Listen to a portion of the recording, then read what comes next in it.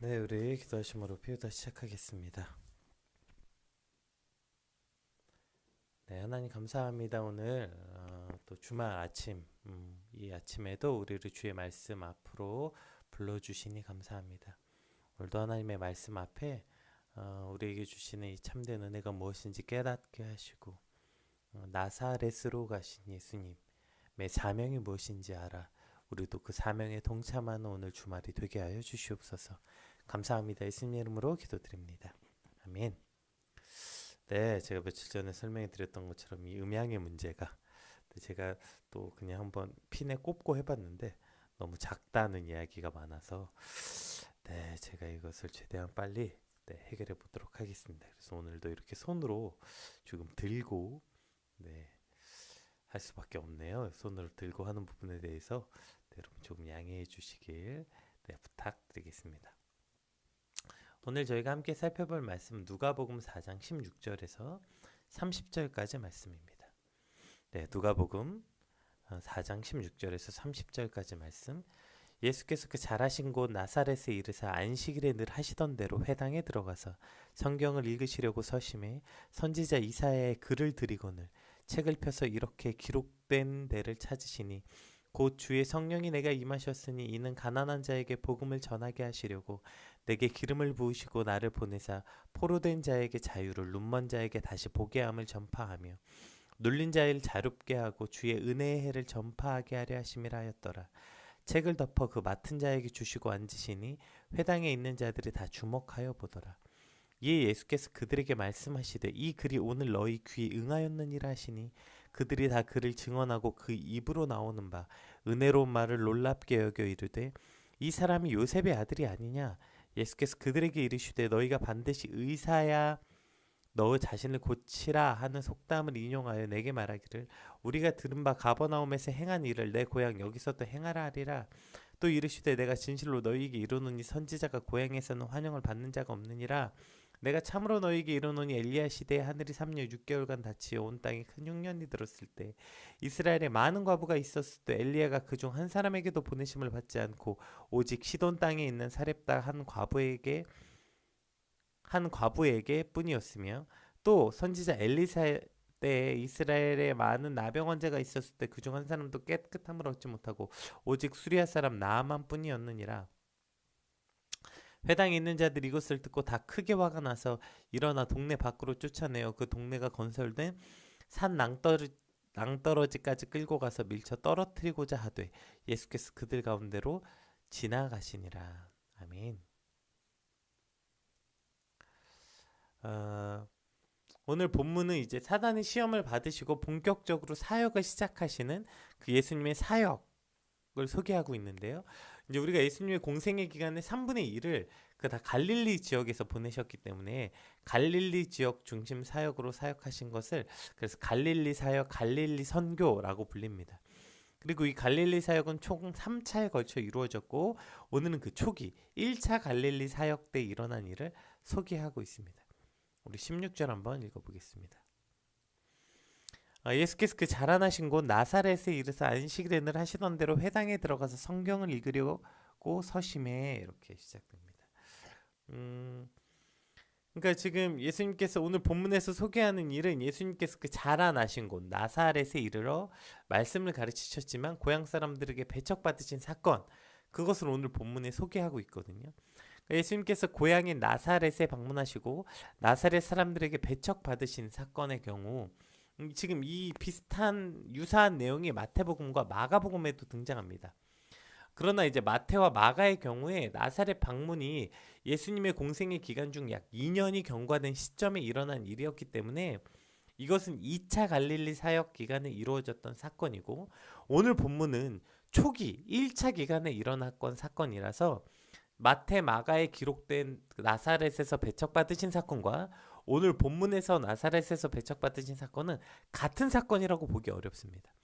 따라서 예수님이 선교 초기에 나사렛을 방문하여 배척을 받으셨고 2차 방문 때 역시 배척당하신 것으로 우리는 이해할 수 있을 것이죠. 예수님께서 무려 2번이나 나사렛에 방문하셨고 2번이나 그 고향에서 배척받으신 사건이 성경에 기록되어 있는 것입니다. 우린 여기서 영적인 교훈을 이제 발견할 수 있게 되는 것 같아요.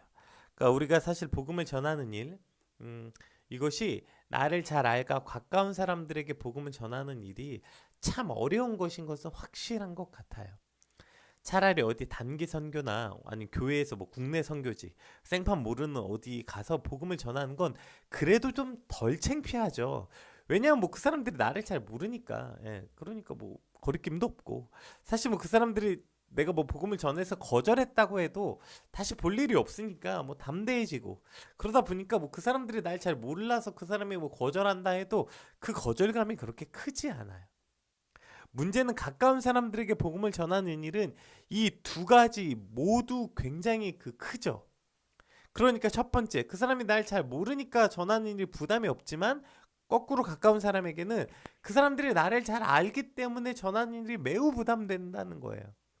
그 사람들이 날 잘 알죠. 내가 살아온 삶도 잘 알죠. 나의 약점과 나의 단점과 나의 과거와 나의 모자람, 그 모든 것을 잘 알아요. 그래서 그 사람들에게는 내가 전하는 복음이 보이는 게 아니라 내가 보이기 때문에.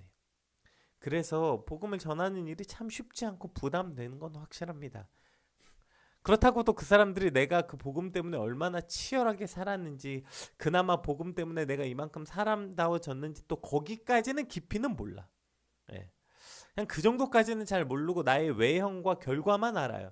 그런 사람들에게 그런 가족, 뭐 이렇게 가까운 가족일 수도 있고 친구일 수도 있죠. 그렇게 가까운 사람들에게 복음을 전하는 일은 그래서 정말 쉽지 않은 것 같아요. 예수님께서도 2번이나 고향에서 배척 받으실 만큼 어려운 일이죠. 또 그 사람들은 나와 가깝기 때문에 만약에 내가 복음을 전했을 때 그들이 거부하고 거절했을 때 그 거절감이 훨씬 더 타격이 크죠. 그러니까 그들이 그 복음을, 내가 전하는 복음을 거절할 때 돌아오는 타격감이 엄청 커요. 가까울 사이일수록 복음을 전했는데 그 사람이 그것을 거절하면 내가 받는 상처와 부끄러움, 그게 훨씬 클 수밖에 없죠. 모르는 사람이고 다시 볼 일 없는 사람이야 뭐 그래 뭐 거절하면 말지, 이런데 이렇게 쿨해지지 못하는 거죠. 그러니까 당연히 타격감이 클 수밖에 없고 앞으로 그 사람과의 관계 자체가 멀어질 수밖에 없고 심하면 깨질 수도 있다는 두려움, 그런 불안감이, 그러한 그 부담감이 클 수밖에 없는 것이죠. 따라서 가까운 이들에게 복음을 전하는 일은 참 쉽지 않은 것은 확실한 것 같습니다. 그러나 성경은 우리에게 쉬운 거라고 말하지 않지 않았습니까? 우리 사도행전 1장 한번 볼게요. 우리가 이걸 지상 최대 명령이라고 불리우기도 하고 선교 선언이라고도 불리우는 이 사도행전 1장 8절 한번 읽어볼게요. 오직 성령이 너에게 임하시면 너희가 권능을 받고 예루살렘과 온 유대와 사마리아와 땅끝까지 이르러 내 증인이 되리라 하시니라. 아멘. 그러니까 이 순서가 보이시죠? 성령이 임하시면 권능을 받고 어디로 가냐면 너희가 살고 있는 그곳 예루살렘에서부터 시작해서 그 다음에 예루살렘에서 가장 가까운 예루살렘이 속한 나라인 유대로 퍼지고 복음이, 그리고 그 복음은 가장 가까운, 너희가 가장 가깝고 또 사람 취급도 안 했지만 어쨌든 너희랑 가장 가까운 그 사마리아와 그 다음에 땅끝까지 이르러 내 증인이 되리라는 거예요. 그러니까 복음은 가장 가까운 곳에서부터 먼 곳으로 퍼지게 된다는 것입니다. 그런데 우리가 오직 성령이 우리에게 임하시면 권능을 받고 바로 여기서부터 시작해야 되는데 우리는 그게 무섭고 불편하고 부담감이 크니까 제일 먼 곳에서부터 시작해요. 자기 가족, 자기 친구들, 자기를 가장 가까운 자기 바운드리 사람, 직장 사람, 학교 친구, 뭐 어쨌든 자기랑 가장 가깝고 가장 부담스러운 사람은 냅두고 여기서는 오히려 그리스도인 걸 숨기고 가장 먼 나라, 가장 먼 이방인들, 나를 잘 모르는 그 사람들, 거기부터 가서 전하는 거예요. 선교라는 명목하에 그것부터 하겠다는 거예요. 우리가 이제 사실 선교의 사명에 대해서 생각할 때 사실 가장 안타까운 지점이 여기 있어요. 그러니까 제가 지금 저도 이제 말레이시아에 단기 사역자로 나갔다 왔고 또 이제 지금 이제 사목이 되면서 선교 일을 지금 하고 있거든요. 그래서 이제 선교에 관해서 이제 뭐 선교사를 꿈꾸고 선교사 지망생들 뭐 이런 사람들하고 이제 대화를 많이 나눠 보면 참 안타깝게도 물론 그 선교에 대한 확고한 사명과 이유가 있는 사람도 있지만 또 꽤 많은 사람들이 선교를 무슨 현실 도피처럼 군대 가는 것처럼 선교를 가려고 해요. 그러니까 한국에서 상처받고 한국 교회에서 어렵고 한국 교회 사람들하고 안 맞고 뭐 한국 교단에게 상처받고 뭐 그래서 이 한국은 자기랑 안 맞는데. 그래서 이거 다 청산하고 한국은 미래가 안 보이는데. 그러니까 그냥 이거 다 청산하고 외국 가서 신앙생활 하겠다는 거예요. 외국 가서 자기가 사명을 펼치겠다는 거예요. 예. 물론 뭐 그런 것까지도 하나님이 사용하시겠지만 어쨌든 우리가 지상 최대 명령이라고 얘기하는 선교 사명이라고 불리우는 이 말씀에 대한 가장 잘못된 오해가 이거 아닙니까? 이것을 선교 사명이라고 맨날 선교사들이 이 말씀에 그냥 외치면서 살아가는 거 아니에요. 그런데 이것이 예루살렘에서부터 시작된다는 이 말씀은 뭐 보지도 않고 그냥 땅끝까지 이르러 내 증인이 되리라. 요것만 보는 거예요. 시작이 어디서 시작됩니까? 성령이 너희에게 임하고 권능을 받으면 예루살렘에서 시작하는 거예요. 예루살렘에서. 그리고 온 유다, 그 다음에 사마리아, 그 다음에 땅끝입니다. 그런데 그냥 땅끝부터 간다는 거죠. 오늘 예수님이 보세요. 이 갈릴리 사역을 시작하셔서 제일 먼저 소개되는 게 뭐예요? 나사렛으로 방문하신 거예요. 자신의 나고 자라신 나사렛에서부터 복음을 시작하셨다는 거죠. 더 놀라운 것은 뭐예요? 거기서 배척당하셨는데 2차 사역 때 또 나사렛으로 오셨다는 거예요. 한 번 배척받으셨고 한 번 거절받으셨고 그냥 거절이 아니셨죠. 오늘 본문에 뭐가 나와요? 심지어 사람들이 예수님을 낭떠러지로 끌고 가서 죽이려고 했어요. 나를 죽이려고 했던 그곳에 다시 가신 거예요.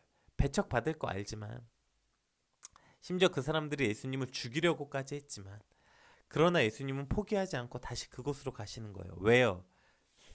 복음이 어디서부터 시작돼야 되는지 오늘 예수님이 우리에게 다시 한번 말씀해 주고 있는 거 아닙니까? 예수님도 나사렛으로 가셨다고요.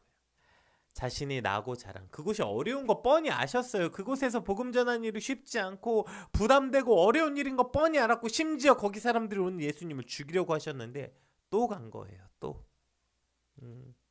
이것이 오늘 우리가 복음을 들고 어디로 가야 하는지 말씀해 주고 있는 것 같아요. 물론 다시 서두에 말씀드린 것처럼 어렵습니다. 나를 잘 아는 이들에게 복음을 전하는 일 진짜 어려워요. 나를 배척할 확률이 훨씬 더 크거든요. 차라리 그 나의 내적인 변화를 깨달을 만큼 가까운 사이. 그러니까 내가 뭐 외적으로 많이 변하지 않아도 어떤 내 내적으로 많은 것들이 바뀌고 그것이 이제 외적인 결과로 나오는데 시간이 걸려서 외적인 결과로 나아가고 있는 과정이라는 것을 진짜 아는 정말 가까운 친구나 정말 가까운 가족이면 그래도 좀 전해 보겠는데 그런 변화까지는 알아채지 못할 만큼의 가까운 사이. 그래서 내 겉모습의 변화와 겉모습의 결과만 알고 있는 사람들, 그러한 친구들, 그러한 가족들, 그러한 직장인들에게 복음을 전하는 일은 진짜 어렵죠. 그리고 어렵기만 한 게 아니라 배척당할 확률이 훨씬 더 크죠. 그리고 그 사람이 나를 이상하게 볼 확률이 아주 커요. 그럼에도 불구하고 포기하지 말라는 거예요. 거기서부터 시작하라는 거예요. 거기로 우리를 보내시는 것이라는 것입니다. 그것이 오늘 본문이 우리에게 주고 있는 첫 번째 교훈 아닙니까? 가까운 사이일수록 거절감이 크죠. 그러니까 사실 우리도 말하기 싫어요. 아니 듣는 사람이 불편한 게 다 느껴지는데 그 사람에게 말하고 싶습니까? 말 안 하고 싶어요. 그 사람이 안 듣고 콧등으로도 안 듣고 쟤 또 시작이네 이런 거 다 느껴집니다. 그리고 그렇게 말할 때마다 됐어 너나 잘해 이 반응이 사실 나도 상처받죠.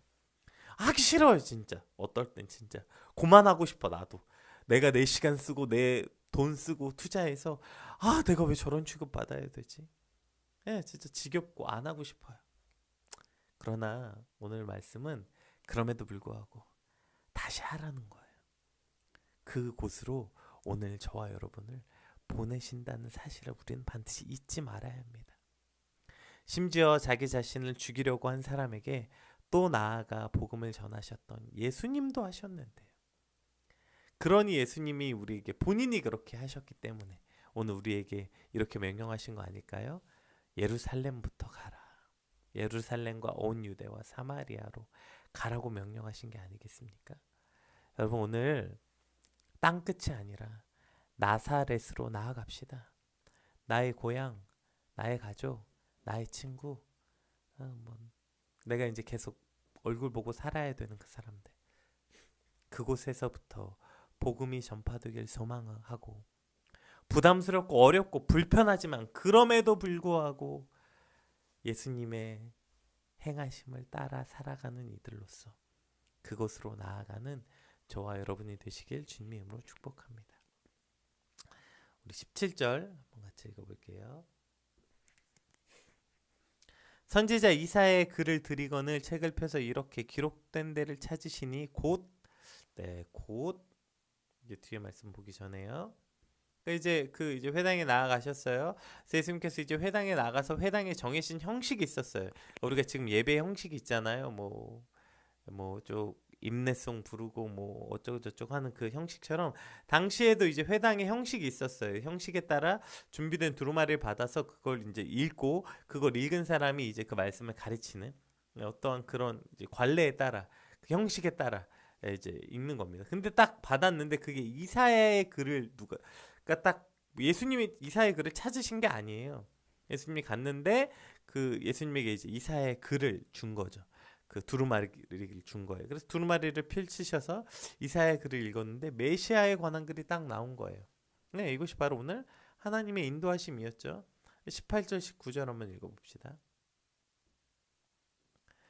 주의 성령이 내가 임하셨으니 이는 가난한 자에게 복음을 전하게 하시려고 내게 기름을 부으시고 나를 보내사 포로된 자에게 자유를 눈먼 자에게 다시 보게 함을 전파하며 눌린 자에게 자유롭게 하고 주의 은혜의 일을 전파하게 하려 하심이라 하였더라. 네, 딱 읽었는데 이 글이 딱 나온 거죠.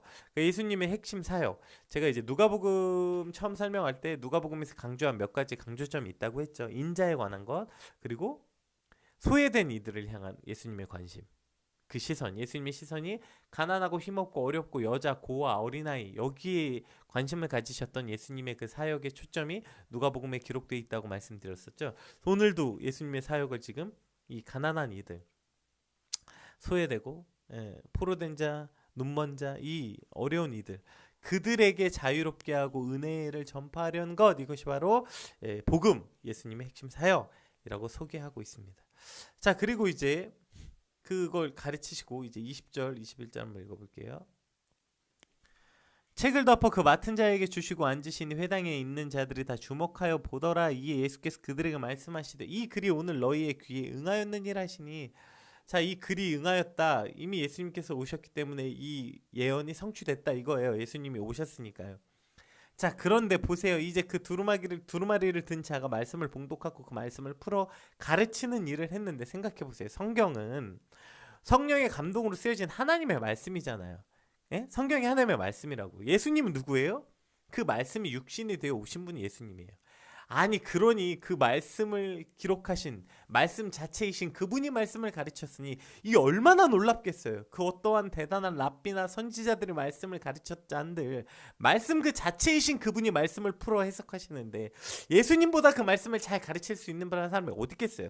그러니까 사람의 말씀 같지 않더라. 성경에 자주 나오죠. 예수님의 말씀을 가르치심이 사람이 말씀을 가르치신 같지 않을 수밖에 없는 거예요. 왜요? 예수님은 말씀 그 자체이신 그분이 그 말씀을 가르치니 그 말씀의 권능과 권위가 얼마나 놀랍겠습니까? 그 말씀이 얼마나 은혜로울 수밖에 없겠어요. 그러니까 그 말씀의 사람들 놀랍죠. 그러면 그 놀랍고 그 은혜로운 말씀을 받아들이면 되는데, 여기서 정말 아주 기가 막힌 얘기가 등장합니다. 우리 22절 한번 읽어볼게요. 자, 그 말씀을 듣고 그들이 다 그를 증언하고 그 입으로 나오는 바 은혜로운 말씀을 놀랍게 여겼어요. 자, 여기서 끝나면 되는데 정말 기가 막힌 말이 등장합니다. 뭐래요? 이르되 이 사람이 요셉의 아들이 아니냐. 이 말이 등장하는 거예요. 이 말이 딱 등장해요. 예수님의 말씀인 사람들이 그냥 막 예수님이 그동안 하셨던 사역과 같이 말씀을 가르치는 일. 예수님의 말씀이 아까 얘기한 것처럼 당연히 사람 같지 않죠. 그러니까 많은 사람들이 은혜로운 말에 놀라운데 여기서 딱 등장해. 무슨 말이? 야, 쟤 요셉의 아들 아니야? 여기서 야, 쟤 요셉의 아들의 문제, 쟤 요셉의 아들이 아니야가 뭐예요? 요셉의 아들, 가난하고 못 배우고 목수의 아들. 그러니까 쟤도 그냥 가난하고 못 배우고 목수, 쟤 그냥 요셉 아들 아니야? 이렇게 말하는 거예요. 이게 뭐예요? 보세요. 예수님은 하나님의 아들, 하나님의 본체, 말씀이 육신이 되신 신성으로서 권능을 행하고 계시는데 저 말 한마디, 야, 쟤 요셉의 아들 아니냐? 이 말 한마디로 바로 이것을, 그 놀라운 영적인 일을 육신의 문제로 가져오는 거예요. 영적인 일을 바로 육적인 일에 집중하게 만들어버리는 말, 이 사람이 요셉의 아내들이 아니냐 이 말이라는 거예요. 이 한마디 말에 그 놀랍고 은혜로웠던 말이 바로 육적인 일에 집중하게 되는 거예요. 즉 쟤도 요셉의 아들이 아니냐, 가난하고 못 배운 목수의 아들이 아니냐, 그러니 쟤도 가난하고 못 배운 그저 목수다. 즉 하나님의 아들로서의 예수가 아니라 육적인 아들, 육적인 요셉의 아들로서의 예수를 바라보게 만드는 겁니다. 여러분 여기에 우리도 빠져서 늘 허우적거리는 거 아니에요? 영적인 일을 한 번에 육적인 일로 바꿔버리는 거, 이것이 사단이 하는 사단의 아주 중심 사역인 거죠. 영적인 일을 육적인 일로 한 방에 바꿔버리는 거. 우리가 하나님의 일을 계획하고 하나님의 일을 따라 그 모든 영적인 사건들, 영적인 결단들, 영적인 기쁨, 영적인 어떠한 것들을 한 번에 육적인 것으로 바꾸어버리게 만드는 것, 이것이 바로 사단의 일이고 우리도 늘 여기에 넘어지는 거 아니에요? 베드로가 파도 위를 걸을 때, 믿음으로 그 위를 걸을 때 바로 눈을 아래를 보게 해서 두렵게 만들어서 빠지게 만든 일. 주는 그리스도시여 살아계신 하나님의 아들입니다 라는 고백하는 이 놀라운 영적인 고백을 한 후에 바로 예수님께서 십자가를 지시겠다고 말씀하시니까 절대로 그러실 수 없습니다 라고 말하는, 즉 영적인 것을 꿈꾸고 영적인 것을 말하는 능력도 우리는 갖고 있지만 그것을 바로 육적인 것으로 바꾸고 육적인 것으로 말하게 하는 그런 능력도 우리에게 있는 거예요. 즉 영적인 일을 꿈꾸고 영적인 일에 대해서 소망을 품었지만 곧바로 육적인 일에 몰두하여 영적인 것을 다 잃어버리게 만드는 것. 우리도 이 트릭에 빠져서 이 트릭에서 빠져나오지 못하는 거 아닙니까? 오늘도 우리가 날마다 아침에 말씀을 묵상하고 그렇게 해서 영적인 세상, 영적인 일을 꿈꾸지만 우리가 하루를 시작하면서 바로 말씀을 붙잡는 일 그거 아니에요? 그래서 말씀을 통해서 그래 오늘 내가 직장에 나가서 회사에 나가서 혹은 오늘 내 아이의 하루를 시작하면서 그래 하나님의 말씀을 통해서 이런 깨달음을 얻었지. 그래 이러한 어떤 우리가 영적인 깨달음을 얻습니다. 그리고 영적인 일을 결단합니다. 그래 놓고 바로 마주하는 현실 앞에 영적인 모든 가치들, 영적인 깨달음, 영적인 모든 결단 다 사라져버리고 오직 육적인 가치에 몰두해버리는 어리석음. 이것이 오늘 우리의 모습은 아닙니까? 예배를 드리고 말씀을 듣고 그래서 어떤 영적인 결단과 영적인 깨달음을 가지고 그 예배당 밖을 나오자마자 바로 육적인 가치에 다시 몰두해버리는 그 어리석음을 오늘 말씀을 통해 우리는 발견해야 되는 것이죠. 특별히 내일은 이제 주일이죠. 오늘은 주일을 준비하고 또 내일 주일을 맞이하게 됐는데 꼭 이런 사람들이 있어요. 그리고 사실 PK들이 진짜 많아요. 그러니까 이게 본능적으로 그래요. 그러니까 본질은 뭐예요? 영적인 거 아니에요. 영적인 것에 주의를 집중하고 예배는 뭡니까? 예배는 영적인 일입니다, 여러분. 예배는 영적인 것이에요. 하나님과 만나고 하나님과 연합되는 영적인 그 어떠한 것보다 가장 영적인 일을 육적인 일에 집중하게 만드는 거예요. 그래서 그런 사람은 절대로 예배를 집중할 수 없고 그러니 신앙이 자랄 수 없죠. 예배를 통해서 그렇게 영적인 것에 집중해야 되는데 육적인 걸 봐요. 우리가 말씀을 보면 우리가 말씀을 통해서 말씀을 들어야 되는데 목사님 머리 스타일이 어쩌고 목사님 넥타이가 삐뚤어졌고 아빠 표정이 왜 저러니에서부터 영적인 일을 육적인 것에 집중하게 만들어. 오늘 찬양 인도자 목소리가 어떠니, 멘트가 어떠니, 오늘 악기가 거슬리니, 얘가 뭐든지 다 이 영적인 일을 육적인 것으로 포커싱하게 만드는 일. 그렇게 해서 육적인 것에 눈이 밝아지는 건 여러분 예민하고 대단하고 뭐죠? 통찰력 있는 사람이 아니에요. 그냥 육적인 사람이에요. 그 사람은. 내가 무슨 예민하고 예리해서 그 모든 것을 관찰한다? 아니요. 그것을 관찰하느라고 영적인 것에 집중하지 못한다면 우린 예민하고 통찰력 있는 사람이 아니라 그냥 육적인 사람이라는 겁니다. 오늘 육적인 것에 눈이 밝아 영적인 것에 멀어지게 되는 최악의 예배자가 되지 않길 주님의 축복합니다. 결과가 뭡니까?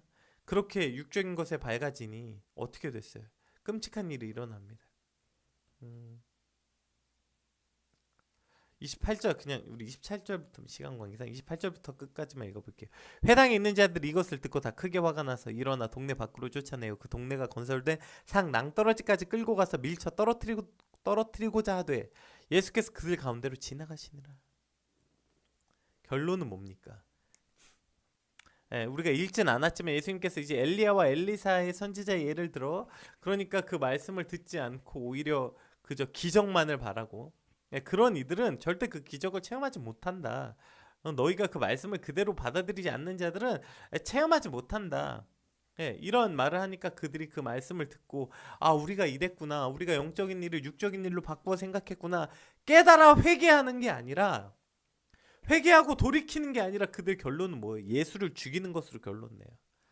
물론 예수님께서는 그냥 지나가시지만 나중에 같은 이유로 예수님께서 결국 십자가에서 죽임을 당하시는 거 아니에요?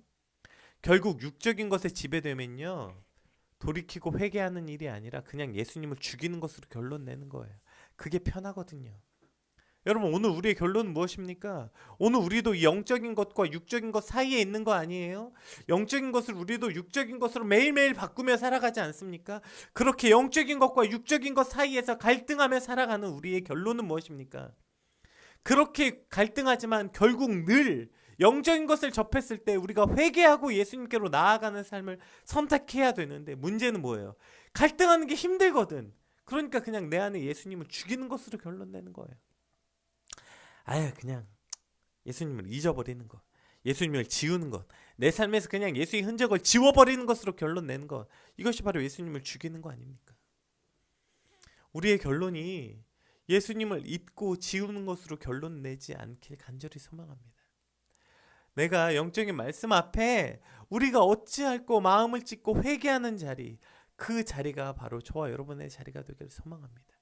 우리 오늘 말씀 붙잡고 함께 기도합시다. 하나님, 오늘 나의 자리는 쉬운 자리, 현실을 조피한 자리가 아니라 어렵고 힘들더라도 가장 가까운 곳, 그곳에 나아가 복음을 전하는 자리, 그곳에 나가서 선을 행하는 오늘 주말이 되게 하시고, 특별히 이 영적인 일을 자꾸 육적인 일로 바꾸게 되는 나의 어리석음을 주여 용서하여 주시옵시고, 나의 결론이 그 갈등 가운데서 늘 언제나 마음을 찢어 예수님께로 돌이키는 것, 그것이 나의 자리가 되게 하여 주시옵소서. 그냥 영적인 것을 육적인 것으로 바꿔버리고 그냥 예수님을 죽이는 것으로 결론 내리지 않는 오늘이 되게 하여 주시옵소서. 우리 같이 받은 말씀 놓고 함께 같이 기도하겠습니다. 기도합시다.